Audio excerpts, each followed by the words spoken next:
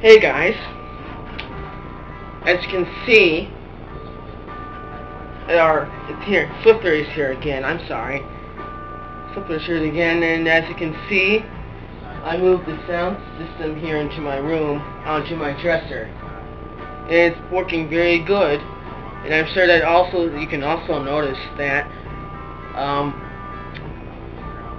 that the position, the shot on the camera is standing perfectly still. I'm using a different camera now. That's probably obvious to you.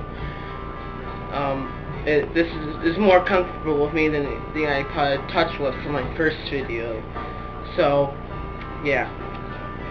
But I forgot to show you an album I had in my video. For some reason, I just kind of didn't realize I didn't pick it up, and I left it in the cabinet thing now, where the records were before, downstairs. But here, I'll show it to you now. It's what's playing right now, obviously. It's Slint Spireland. I discovered this band only a few weeks ago, but I really liked them a lot so far enough to buy this on vinyl. I was so happy when they had this on vinyl at my local record shop. That's just a few blocks away, and like less than 2 minutes away. So that's a really good find for me, and I made this big happy face when I found it. So yeah, that's real good. Oh, and just for Knox, my turntable that I'm using is the TT1600 for one of JosephO'Donnell's music questions on record collecting. So yeah, that answers one of your questions, Joe. Alright. I'm going to do a response here in a minute, but I'm going to have to take a look at the questions on the videos and the video description, so I'll be right back with that. Hey everyone. Alright, now I'm back with some questions that I wrote down on a piece of paper.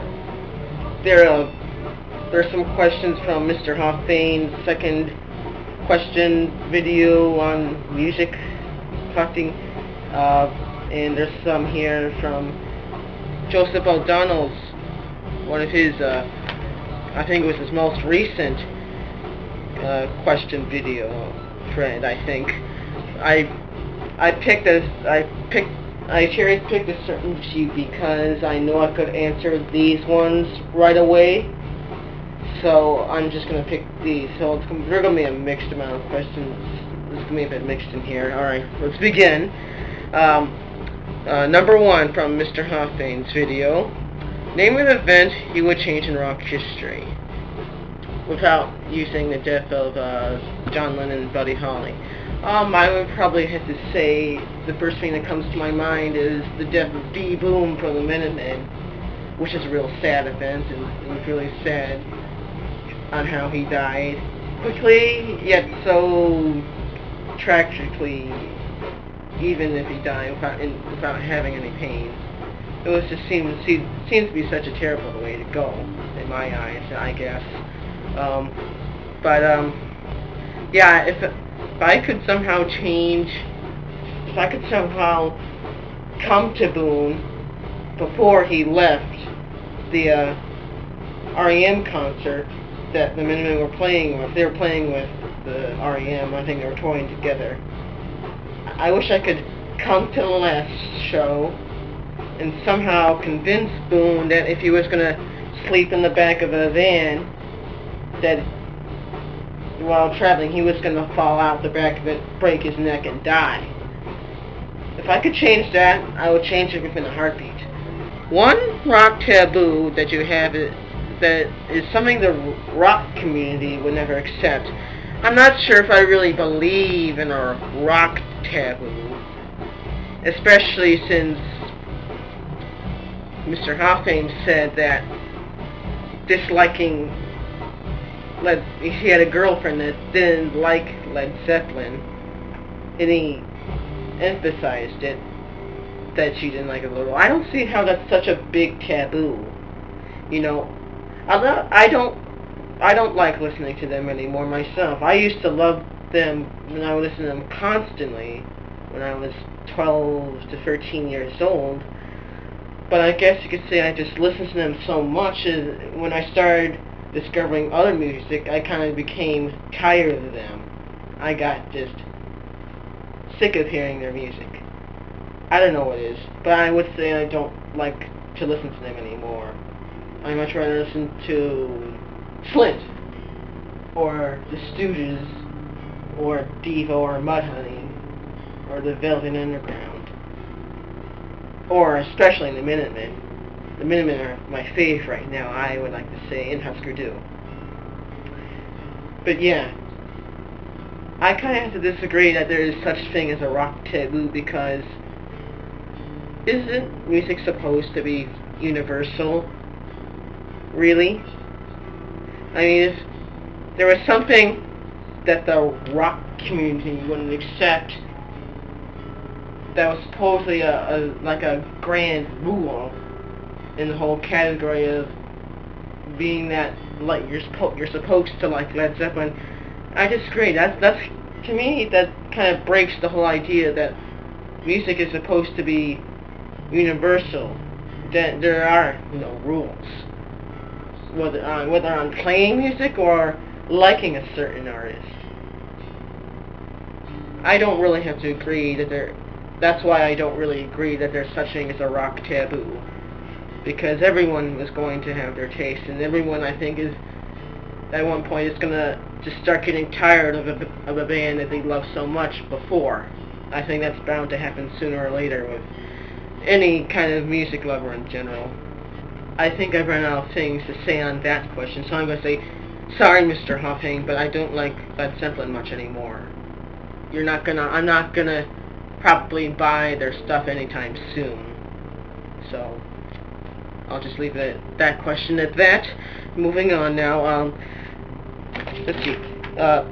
Name two artists or bands that you feel that the Rock Hall of Fame has ignored upon and has not given them the credit. That's something along the lines of his question, but you know, I don't really care about the Rock Hall of Fame at all, really. I don't care whether or not an artist I like or don't like gets a minute. It doesn't matter to me if they're admitted into the Rock Hall of Fame. But it would be real nice if a band I like got some really, really good exposure.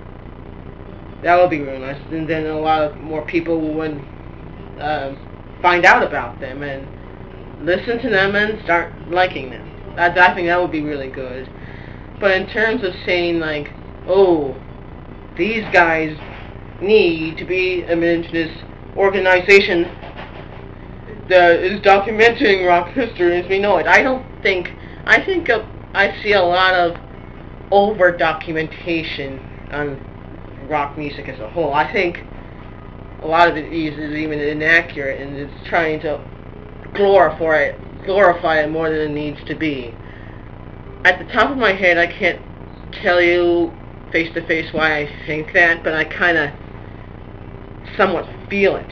I don't think that music needs to be so materialistically glorified like what I think I see with what the Rock Hall is doing. You know, if you love a band enough to inspire you to start playing music, I think that's an incredibly great thing for a band to be good enough to do that.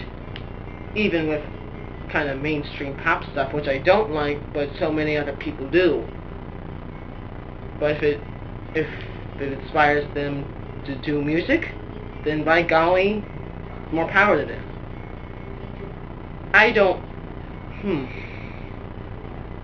If I were to name two bands that I think should get in the Rock Hall, it would definitely be the Minutemen at first hand, and Husker Du.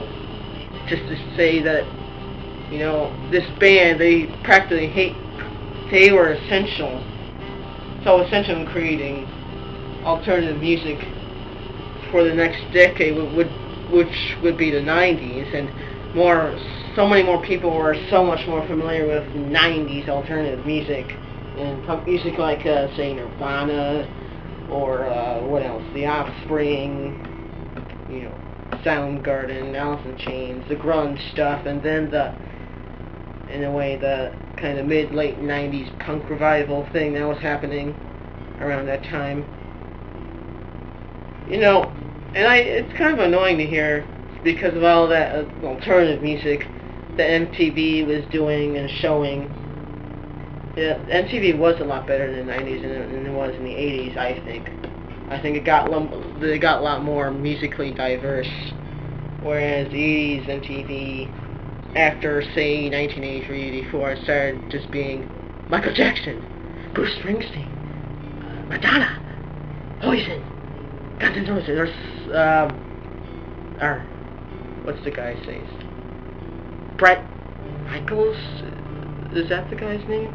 I'm trying to think of the guy with the Keep the Faith song. I can't think of his name.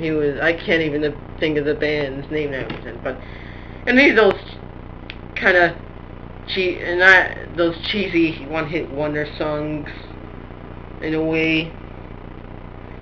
Or say George Michaels was the name of the guy. You know, I'm not into the 80s MTV just because it was so dominated by dance pop and hair metal because they basically overshadowed a lot of real good music, you know, such as, you know, everything that was on SST and Homestead and Touch and Go records, and independent music in the 80s was getting overwhelmed by all the big-ass corporate chain labels. It was really unfair. I think it was not fair that all those big chains decided to say, "Huh, we're selling music, and that means it's bad music," or something, and we're gonna dominate all these little hippie liberal, non-Christian bands, or what the big guys with the fat cigars might say about music that I would like that